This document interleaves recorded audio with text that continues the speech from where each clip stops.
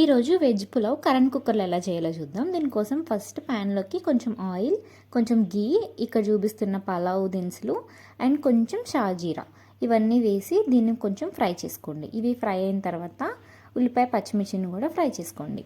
ఇప్పుడు ఇందులోకి నేను క్యారెట్ అండ్ బీన్స్ తీసుకున్నాను. మీకు కావాలంటే పన్నీర్, సోయా, బఠానీ ఇవన్నీ కూడా యాడ్ చేసుకోవచ్చు. ఇవి వేసుకొని ఇవి ఫ్రై అయిన తర్వాత కొత్తిమీర, పుదీనా కూడా వేసుకొని దీన్ని కూడా ఫ్రై చేసుకోవాలి.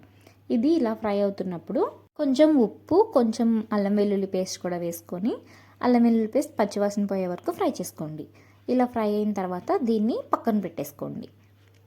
ఇప్పుడు కరెంట్ కుక్కర్లోకి మనం ముందే నానబెట్టుకున్న ఒక 1 అవర్ నానబెట్టుకున్న బాస్మతి రైస్, దీనికి ఎసర గ్లాస్కి 1.5 గ్లాస్ వాటర్ తీసుకోవాలి. ఇది పక్కన పెట్టుకొని ఈ రైస్లోకి మనం ఫస్ట్ ఫ్రై చేసుకున్న వెజిటేబుల్స్ అన్నీ వేసి ఒకసారి కలిపేసి ఇప్పుడు ఇందులోకి ఎసరు వాటర్ కూడా యాడ్ చేసుకోవాలి. యాడ్ చేసి మొత్తం అంతా ఒకసారి కలిపేసి కొంచెం గీ యాడ్ చేసుకొని మూత పెట్టేసి ఆన్ చేసుకోండి. ఇదే స్టేజ్లోనే సాల్ట్ కూడా అడ్జస్ట్ చేసుకోండి. మనం కరెంట్ కుక్కర్లో కింద ప్లేట్ వేయకూడదు. దీనికి ఆన్ చేసుకొని ఇలా మధ్యలో ఒక్కసారి కలుపుకోవాలి ఉడుకుతున్నప్పుడు. ఇంకంతే, మూత పెట్టేసి అయిపోయే వరకు వెయిట్ చేస్తే వెజ్ పులావ్ రెడీ. వీడియో నచ్చితే లైక్ చేసి సబ్స్క్రైబ్ చేసుకోండి.